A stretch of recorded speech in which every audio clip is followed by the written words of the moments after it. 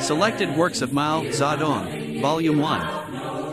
Analysis of the Classes in Chinese Society, March 1926. This article was written by Comrade Mao Zedong to combat two deviations then to be found in the party. The exponents of the first deviation, represented by Chendu Sil, were concerned only with cooperation with the Kuomintang and forgot about the peasants. This was right opportunism.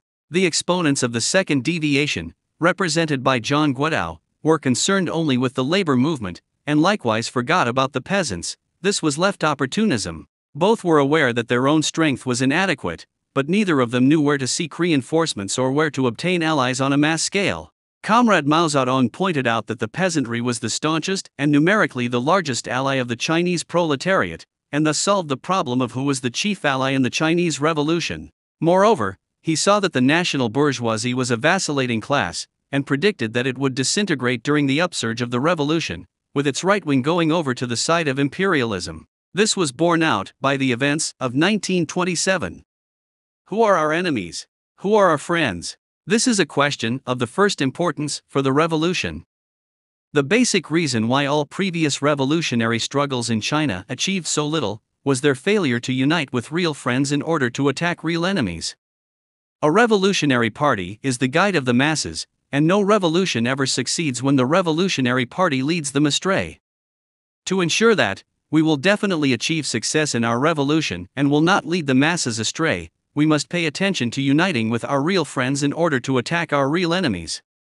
To distinguish real friends from real enemies, we must make a general analysis of the economic status of the various classes in Chinese society, and of their respective attitudes towards the revolution.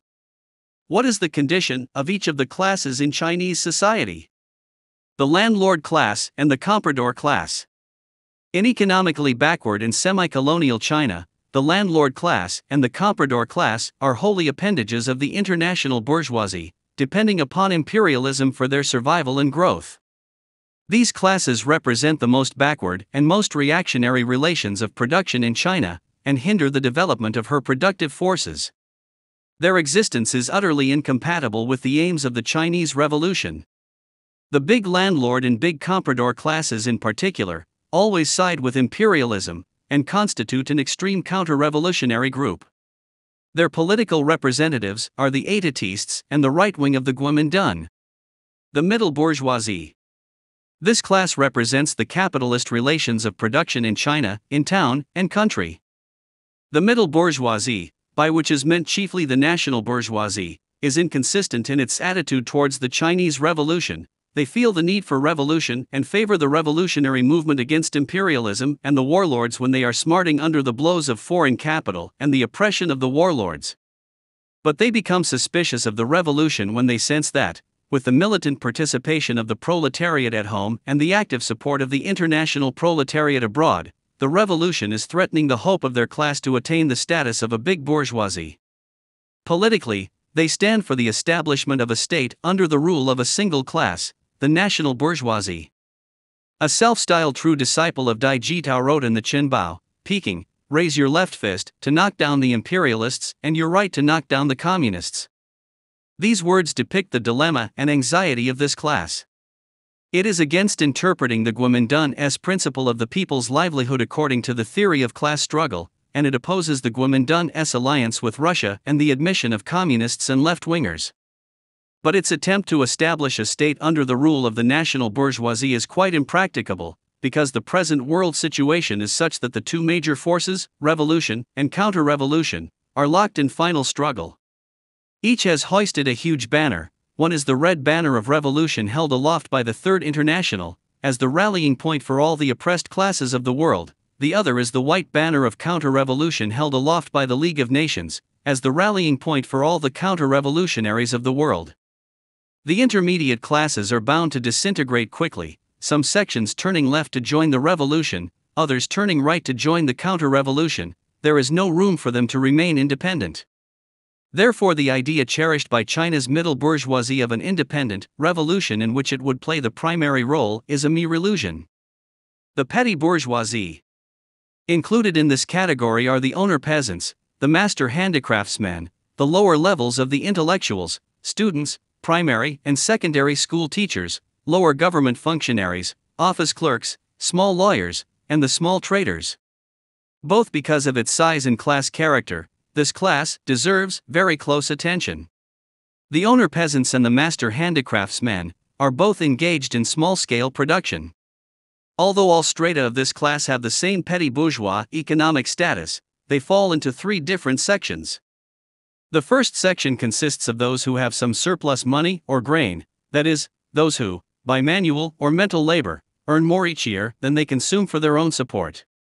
Such people very much want to get rich and are devout worshippers of martial chow. While they have no illusions about amassing great fortunes, they invariably desire to climb up into the middle bourgeoisie. Their mouths water copiously when they see the respect in which those small money bags are held. People of this sort are timid, afraid of government officials, and also a little afraid of the revolution. Since they are quite close to the middle bourgeoisie in economic status, they have a lot of faith in its propaganda, and are suspicious of the revolution. This section is a minority among the petty bourgeoisie and constitutes its right wing. The second section consists of those who in the main are economically self-supporting.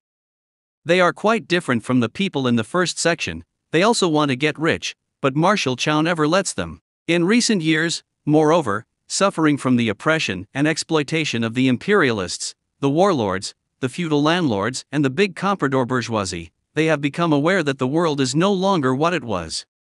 They feel they cannot earn enough to live on by just putting in as much work as before. To make both ends meet, they have to work longer hours, get up earlier, leave off later, and be doubly careful at their work. They become rather abusive, denouncing the foreigners as foreign devils, the warlords as robber generals and the local tyrants and evil gentry as the heartless rich. As for the movement against the imperialists and the warlords, they merely doubt whether it can succeed, on the ground that the foreigners and the warlords seem so powerful, hesitate to join it and prefer to be neutral, but they never oppose the revolution. This section is very numerous, making up about one-half of the petty bourgeoisie. The third section consists of those whose standard of living is falling. Many in this section, who originally belonged to better-off families, are undergoing a gradual change, from a position of being barely able to manage to one of living in more and more reduced circumstances. When they come to settle their accounts at the end of each year, they are shocked, exclaiming, "What? Another deficit?" As such people have seen better days and are now going downhill with every passing year, their debts mounting and their life becoming more and more miserable, they shudder at the thought of the future. They are in great mental distress because there is such a contrast between their past and their present. Such people are quite important for the revolutionary movement. They form a mass of no small proportions and are the left wing of the petty bourgeoisie. In normal times these three sections of the petty bourgeoisie differ in their attitude to the revolution. But in times of war, that is, when the tide of the revolution runs high and the dawn of victory is in sight, not only will the left wing of the petty bourgeoisie join the revolution, but the middle section too may join, and even right-wingers, swept forward by the great revolutionary tide of the proletariat and of the left wing of the petty bourgeoisie, will have to go along with the evolution.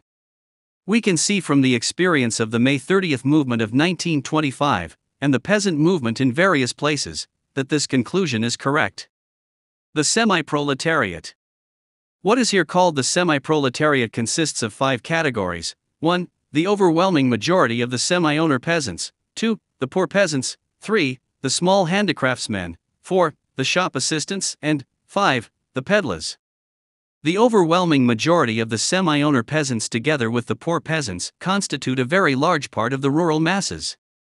The peasant problem is essentially their problem. The semi-owner peasants, the poor peasants and the small handicraftsmen are engaged in production on a still smaller scale than the owner peasants and the master handicraftsmen. Although both the overwhelming majority of the semi-owner peasants and the poor peasants belong to the semi-proletariat, they may be further divided into 3 smaller categories: upper, middle, and lower, according to their economic condition. The semi-owner peasants are worse off than the owner peasants because every year they are short of about half the food they need, and have to make up this deficit by renting land from others, selling part of their labor power, or engaging in petty trading. In late spring and early summer when the crop is still in the blade, and the old stock is consumed, they borrow at exorbitant rates of interest, and buy grain at high prices. Their plight is naturally harder than that of the owner peasants who need no help from others, but they are better off than the poor peasants. For the poor peasants sow no land, and receive only half the harvest or even less for their year's toil, while the semi-owner peasants, though receiving only half or less than half the harvest of land rented from others, can keep the entire crop from the land they own. The semi-owner peasants are therefore more revolutionary than the owner peasants, but less revolutionary than the poor peasants. The poor peasants are tenant peasants who are exploited by the landlords. They may again be divided into two categories according to their economic status. One category has comparatively adequate farm implements and some funds. Such peasants may retain half the product of their year's toil. To make up their deficit, they cultivate side crops, catch fish or shrimps, raise poultry or pigs, or sell part of their labor power, and thus seek out a living, hoping in the midst of hardship and destitution to tide over the year. Thus their life is harder than that of the semi-owner peasants, but they are better off than the other category of poor peasants. They ain't more revolutionary than the semi-owner peasants, but less revolutionary than the other category of poor peasants. As for the latter, they have neither adequate farm implements nor funds, nor enough manure, their crops are poor, and, with little left after paying rent, they have even greater need to sell part of their labor power. In hard times they piteously beg help from relatives and friends, borrowing a few dough or shing of grain to last them a few days, and their debts pile up like loads on the backs of oxen. They are the worst off among the peasants and are highly receptive to revolutionary propaganda. The small handicraftsmen are called semi-proletarians because, though they own some simple means of production and moreover are self-employed, they too are often forced to sell part of their labor power and are somewhat similar to the poor peasants in economic status. They feel the constant pinch of poverty and dread of unemployment, because of heavy family burdens and the gap between their earnings and the cost of living. In this respect too they largely resemble the poor peasants. The shop assistants are employees of shops and stores, supporting their families on meager pay, and getting an increase perhaps only once in several years, while prices rise every year. If by chance you get into intimate conversation with them, they invariably pour out their endless grievances. Roughly the same in status as the poor peasants and the small handicraftsmen, they are highly receptive to revolutionary propaganda. The peddlers, whether they carry their wares around on a pole or set up stalls along the street, have tiny funds and very small earnings, and do not make enough to feed and clothe themselves. Their status is roughly the same as that of the poor peasants, and like the poor peasants they need a revolution to change the existing state of affairs. The proletariat. The modern industrial proletariat numbers about 2 million. It is not large because China is economically backward. These 2 million industrial workers are mainly employed in 5 industries: railways, mining, maritime transport, textiles, and shipbuilding, and a great number are enslaved in enterprises owned by foreign capitalists. Though not very numerous, the industrial proletariat represents China's new productive forces, is the most progressive class in modern China, and has become the leading force in the revolutionary movement. We can see the important position of the industrial proletariat in the Chinese Revolution from the strength it has displayed in the strikes of the last 4 years. Such as the Siemens strikes, the railway strike, the strikes in the Kailan and Jiaozhou coal mines, the Xiamen strike and the general strikes in Shanghai and Hong Kong after the May 30th incident. The first reason why the industrial workers hold this position is their concentration. No other section of the people is so concentrated. The second reason is their low economic status. They have been deprived of all means of production, have nothing left but their hands, have no hope of ever becoming rich and, moreover, are subjected to the most ruthless treatment by the imperialists, the warlords, and the bourgeoisie. That is why they are particularly good fighters. The coolies in the cities are also a force meriting attention. They are mostly dockers and rickshaw-men, and among them, too, are sewage carters and street cleaners. Possessing nothing but their hands, they are similar in economic status to the industrial workers, but are less concentrated, and play a less important role in production. There is as yet little modern capitalist farming in China. By rural proletariat, we mean farm laborers hired by the year, the month, or the day. Having neither land, farm implements, nor funds, they can live only by selling their labor power. Of all the workers, they work the longest hours, for the lowest wages, under the worst conditions, and with the least security of employment. They are the most hard-pressed people in the villages, and their position in the peasant movement is as important as that of the poor peasants. Apart from all these, there is the fairly large lumpen proletariat, made up of peasants who have lost their land, and handicraftsmen who cannot get work. They lead the most precarious existence of all. In every part of the country, they have their secret societies, which were originally their mutual aid organizations for political and economic struggle, for instance, the Triad Society in Fujian and Guangdong, the Society of Brothers, in Hunan, Hubei, Guizhou, and Sichuan, the Big Sword Society in Anhui, Honan, and Shandong, the Rational Life Society in Chile, and the 3 northeastern provinces, and the Green Band in Shanghai and elsewhere. One of China's difficult problems is how to handle these people. Brave fighters, but apt to be destructive, they can become a revolutionary force if given proper guidance. To sum up, it can be seen that our enemies are all those in league with imperialism, the warlords, the bureaucrats, the comprador class, the big landlord class, and the reactionary section of the intelligentsia attached to them. The leading force in our revolution is the industrial proletariat. Our closest friends are the entire semi-proletariat and petty bourgeoisie. As for the vacillating middle bourgeoisie, their right wing may become our enemy, and their left wing may become our friend, but we must be constantly on our guard, and not let them create confusion within our ranks.